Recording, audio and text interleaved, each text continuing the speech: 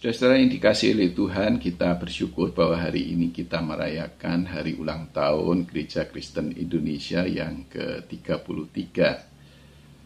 Ulang tahun menandakan sebuah gerakan. Gerakan itu bukti dari kehidupan.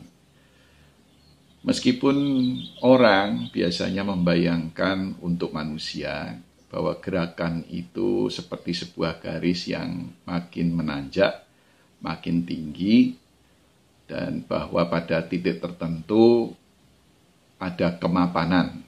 Jadi kalau orang sudah mencapai banyak hal, disebut sudah mapan, seakan-akan sudah selesai. Tapi adakah hidup yang benar-benar mapan? Apalagi di zaman sekarang di mana perubahan-perubahan begitu cepat terjadi, perlu selalu melakukan improvisasi, bahkan siap untuk berubah, namanya adaptif terhadap keadaan yang berubah. Ya, orang juga bisa saja memulai sesuatu yang baru di usia yang relatif tua. Bisa mulai kuliah di usia 60-70 tahun. Mulai bisnis setelah pensiun. Ada banyak hal baru yang bisa dilakukan orang tanpa mengenal usia. Saudara-saudara, gerakan yang seperti ini bukankah mengingatkan kita juga akan Tuhan? Tuhan yang terus berkarya. Dan Tuhan tidak pernah menjadi terlalu tua untuk berkarya. Dan di dalam melakukan karyanya itu banyak hal-hal baru juga yang dihasilkan, yang ditemui oleh Tuhan sendiri, sebagaimana sampai dengan sekarang kita mengalaminya. Jadi kalau kita hidup di zaman komputer, di zaman digital seperti sekarang, kita tahu bahwa di zaman seperti ini juga Tuhan masih berkarya. Oleh sebab itu tugas kita sebagai gereja dalam hemat saya ada dua.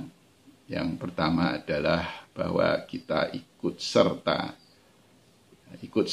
di dalam penciptaan yang Tuhan lakukan. Dan itu berarti bergerak terus, tidak pernah berhenti. Nah, yang kedua adalah bahwa kita menjadi saksi bahwa Tuhan itu terus-menerus bekerja. Ya, kita memang membaca di Alkitab, Tuhan mencipta itu pada awal dunia ini.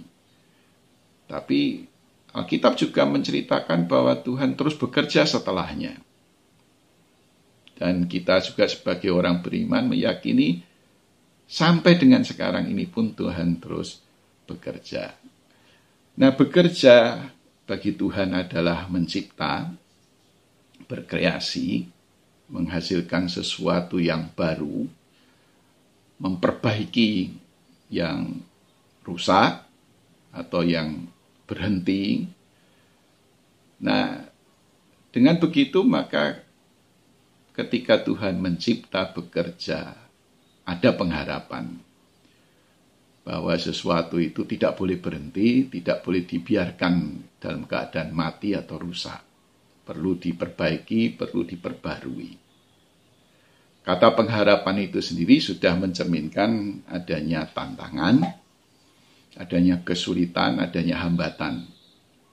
Maka berharap berarti tidak berhenti di tengah kesulitan, hambatan, tantangan yang ada, mencari jalan, berkreasi secara kreatif untuk mengatasi kesulitan-kesulitan yang ada.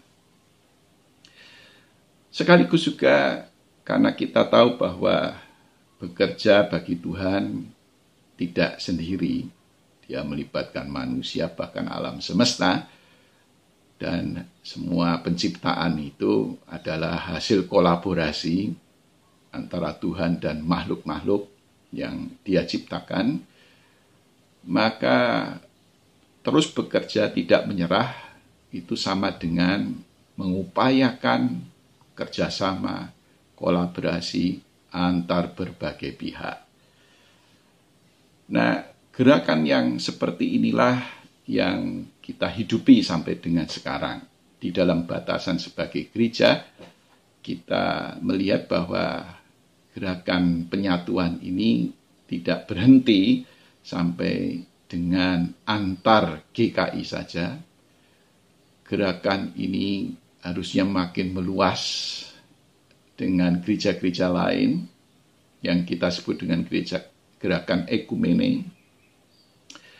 Tetapi ekumene di masa sekarang ini juga tidak dapat dibatasi hanya ekumene manusia. Harus merupakan juga ekumene yang melibatkan alam semesta, makhluk-makhluk bukan manusia. Seluas penciptaan oleh Tuhan itulah, demikian pula gerakan ekumene yang perlu kita lakukan. Maka kiranya di ulang tahun yang ke-33 ini semangat kita untuk berkolaborasi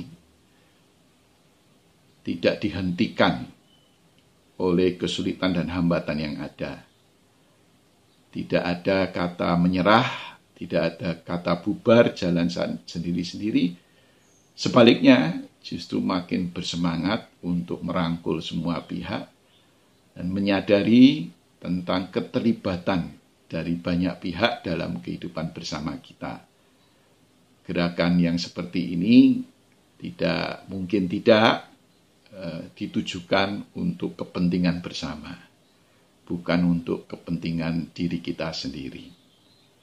Kiranya dunia ini makin dibuat menjadi baik oleh karena gerakan seperti ini, dan upaya kita untuk menularkan semangat yang seperti ini dapat disambut oleh banyak pihak, gereja-gereja maupun masyarakat secara luas, bahkan alam semesta ini.